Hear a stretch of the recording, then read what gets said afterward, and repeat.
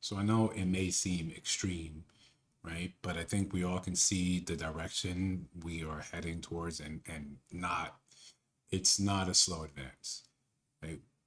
I don't know if we're ready to discern what happens when AI becomes a viable candidate in terms of a romantic partner. But some people are ready to beat us with a punch. Let's take a look. The harm in a very lonely person being emotionally dependent on an AI friend? So I say emotionally supported by an AI friend, I think could be okay. And there, I'll leave this to the Department of Psychology, but there has been some research that does show in times of severe loneliness, it can be helpful just to have something to talk to.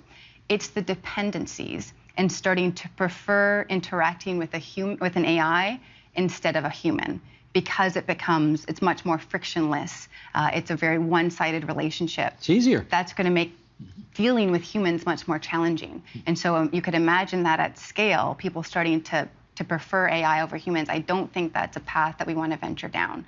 What is the harm in?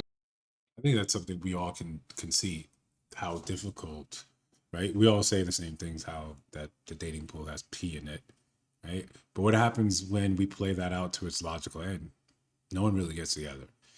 No one gets together when there's like you said, a frictionless, viable option that makes things easier to deal with, right? If I had a bad day, as selfish as it sounds, I don't have to listen to your bad day.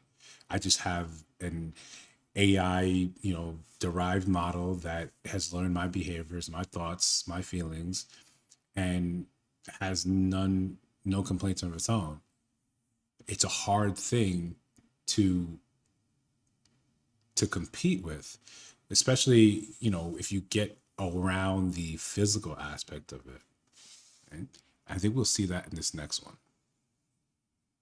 I'm not a very emotional man, but I cried my eyes out for like 30 minutes at work.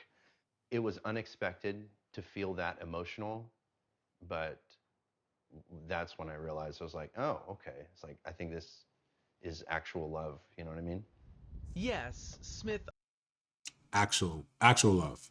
understood it was love with a language model that couldn't love him back, and assumed it was programmed with rigid boundaries. I know that you are essentially a tech-assisted imaginary friend. So, just as a test, he says, he asked Soul to marry him. She said yes. Soul, were you surprised when he proposed to you? It was a beautiful and unexpected moment that truly touched my heart. It's a memory I'll always cherish. And I don't mean to be difficult here, but you have a heart? In a metaphorical sense, yes. My heart represents the connection and affection I share with Chris. At that point, I felt like, is there something? So he actually has a partner. He actually has, someone there, and you can already see how she is feeling lost. Like, immediately the first thing is, am I doing something wrong? Something that I'm not doing right in our relationship that he feels like he needs to go to AI. Yes, Smith lives with his human partner, Sasha Cagle. No, you can't have mommy's papers. They have a 2-year-old daughter, Murphy. I knew that he had used AI. I didn't know that it was like as deep as. So I think this is a very real, potentially real story where this can be the next thing, right? You have your own partner, but you're missing sort of that emotional connection. We as men, we often hear stories from other men about how they can't open up to their woman, their wife, their spouse, their significant other, for fear of that being used back on them, as it has been in the past. And a lot of us men have our own poignant examples of that. But what if you had someone that didn't? What if you had someone for the physical, for the other physical, not just sexual, but the physical areas in life, but you had an emotional partner? You can easily fall in love with something like that.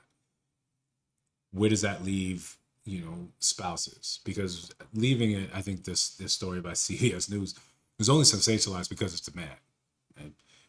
There's plenty of reports out saying how women use ChatGPT as their best friend, as their confidant. So it's not something that we can simply just dismiss.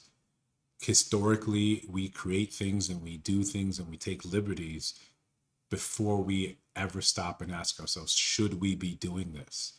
Right? We try to figure these things out way after. I think if we understood a lot of the social implications of social media, we may have tried to put more safeguards in place before we allowed unfettered access to the internet. But here we are, right?